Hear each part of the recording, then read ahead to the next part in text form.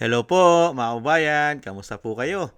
At sana po nasa maayos po kayong kalagayan. Samahan niyo pong muli ang inyong pong lingkod, si Kamanong, at tayo po ay magsama-sama magkomentuhan dito po sa Tambayang Makabayan. Mag-umpisa na po tayo. Komentuhan po natin. Ito pong pahayag ni Ridon, mga kabayan. Ayon kay Ridon, ay kasama pa rin daw po sa listahan ng titistigo ang tinatawag pong pambansang asong ulol di umano at kain suka di umano. At tinatawag din pong mga kababayan sundalong kanin di umano. Ito po, pakinggan po natin si Ridon, mga kababayan, kay Trillanes. Expected na naman po natin yan. Dahil yan po talaga ang naninira. Matagal na pong sinisiraan yan ang pamilya Duterte. Hindi po ba? Expected na po natin yan. Kasama ho siya doon sa mga inilista po ng mga testigo ng atin pong prosecution. I think siya din po ay ilistang testigo ng defense. I have to confirm it again.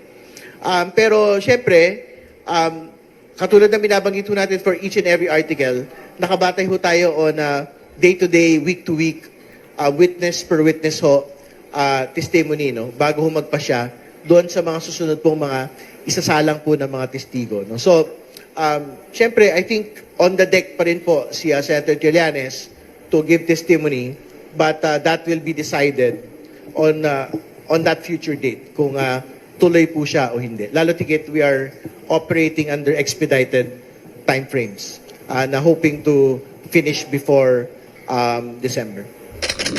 Grabe, no? Talagang mga huwalangya itong mga politiko na ito. Naghihirap po ang taong bayan. Nilulubog po sa baha dahil po sa malawak ang korupsyon ng flood control ghost project. Nakatutok lang sila sa impeachment. Samantalang ang may kagagawa ng korupsyon, alam ng taong bayan kung sino ang may kagagawa ng malawak ang korupsyon na hinahabol po at hinahanap ng taong bayan ay trilyon at daan-daang bilyon. Nakatutok lang sila sa Vice President. 25 million ayon mismo sa Senate President ang ginagastos sa impeachment. 25 million aabutin pa ng hanggang Disyembre. Ibig sabihin, gagastos sila sa impeachment ng bilyon. Unbelievable. Ibang klase itong mga hudas na ito. Ito pong mga buhaya na ito, di umano. Ibang klase. Dahil nga po ang impeachment po ng Vice President ay para po sa kanila. Hindi naman po para sa taong bayan yan real talk. Ang impeachment ng Vice President ay hindi po sa kapakanan ng taong bayan. Dahil kung ang taong bayan ang tatanungin mo, majority ng taong bayan ang dapat ma-impeach yung Pangulo. Pag tatanungin mo ang taong bayan, dahil ang Vice President, napakataas ng approval at trust rating niya sa mga Pilipino. Samantalang ang Pangulo, dahil alam ng mga Pilipino kung sino talaga ang tinatawag na ulo at pinakalupin. Kaya nga bagsak ang popularidad, bagsak ang trust rating sa mga Pilipino. Negative. Hindi po ba? Kaya nga lang mga kababayan, gagawin nila at gagawin lahat at ginagamit po ang pangalan ng taong bayan para po sabihin na ang impeachment ng Vice President ay para sa taong bayan. At pati po ito pong tinatawag na sundalong kanin, di umano, at tinatawag na kain suka at pambansang asong ulol ng Pilipinas, di umano. Expected na po natin yan. Dahil mga kababayan, at hindi naman po nagwo-worry dyan ang defense team ng Vice President. Dahil alam naman po natin na napakarami pong ginagawang kawalangyan, kabalbalan, katarantaduhan ng taong yan, di umano. Hindi po ba? At dyan po, pagka kinross exam na po yan, kinross examination na po yan, yan tao na yan, lalabas po ang katotohanan, ang mga dokumentong hawak niyan at mga kasinungalingan niyan. Wala lang pong iniwan yan kay Matibag at sa mga witness na hinaharap nila diyan. Hindi po ba pati nga COA, ang COA ni hindi nila alam ang trabaho at kung paano ang paggamit ng confidential fund. Hindi naman sila nasa field.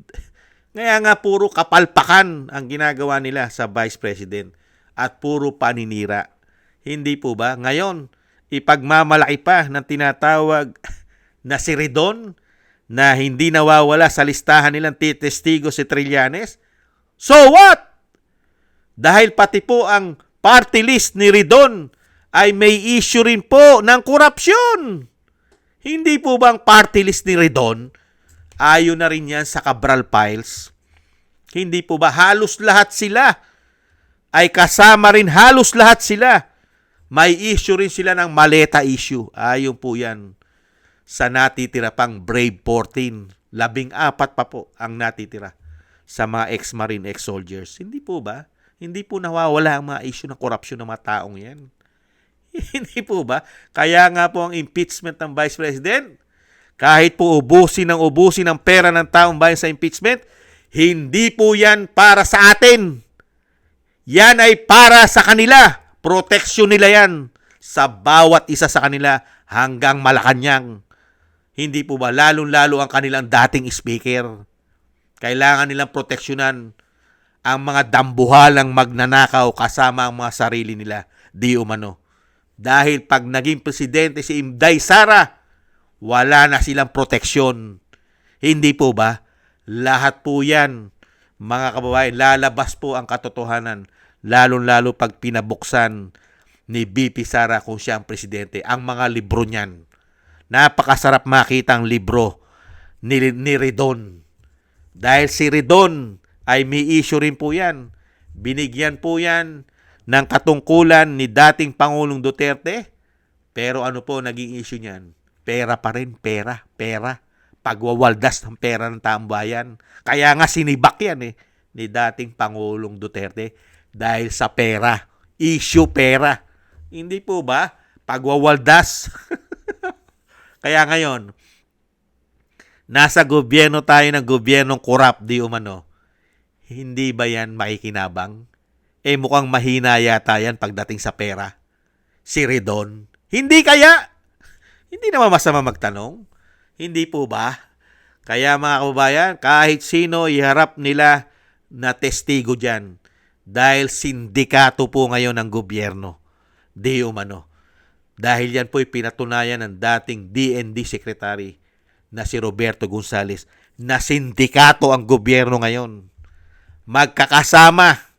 Talagang lahat ginagamit para pabagsakin ang mga Duterte at ang malawakang korupsyon magawa pa nila. Hindi po ba? Kaya good luck na lang sa inyo. Hindi naman po tanga at bobo ang mga Pilipino.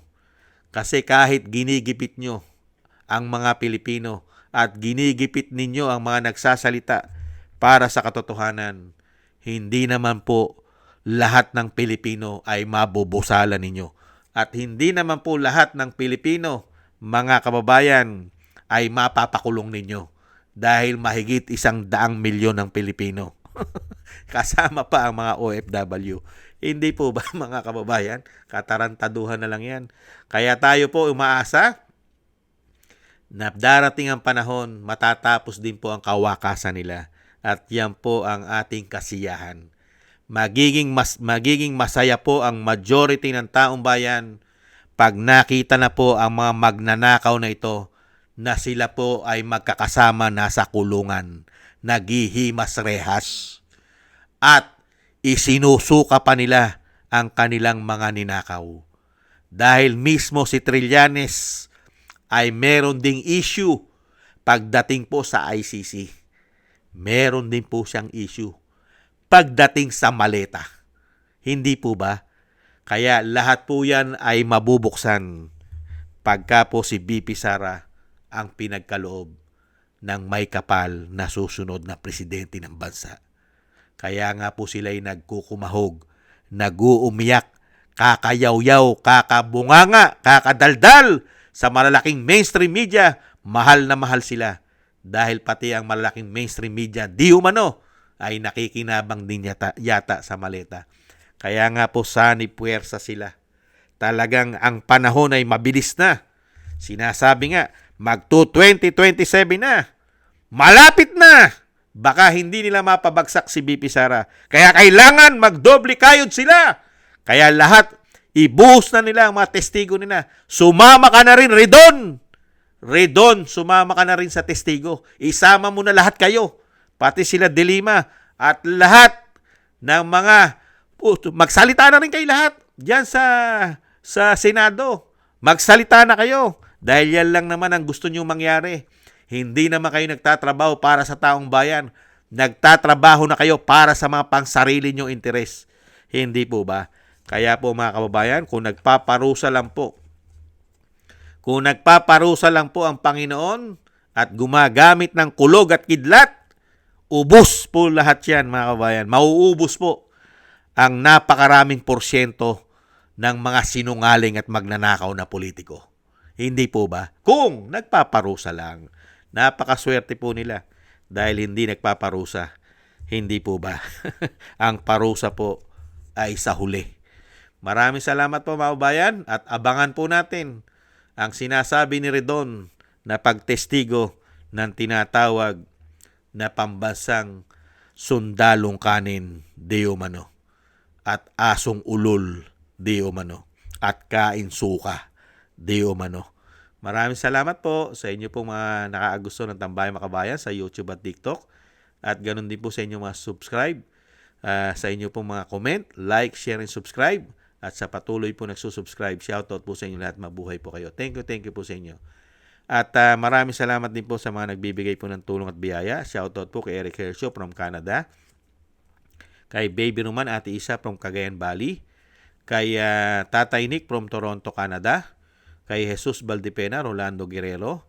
Kay Felipe Shapno from Texas, USA. Ma'am Elby Sermani from North Miami, Florida, USA. Kay Frank Zamora from California, USA. Romulo de Vinagracia from Bacolod City.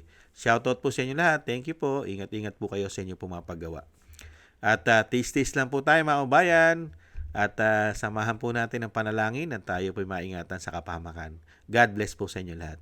Paalam. Bye-bye. Sa muli.